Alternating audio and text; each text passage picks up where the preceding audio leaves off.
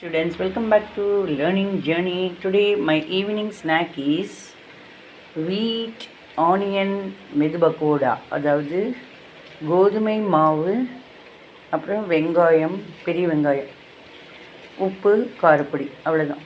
கொஞ்சம் தண்ணி ஊற்றி ஓரளவுக்கு நம்ம இட்லி பத அளவுக்கு பண்ணிவிட்டு அது இப்படி கிள்ளி கிள்ளி போட வேண்டியது தான். ரொம்ப உடம்புக்கும் நல்லது. இந்த எப்பயாவது ஒரு நாள் ஆயில் வச்சு பண்ணலாம், பட் அது இருக்கிற பொருள் இதில் போட்டதெல்லாம் உடம்புக்கு நல்லது.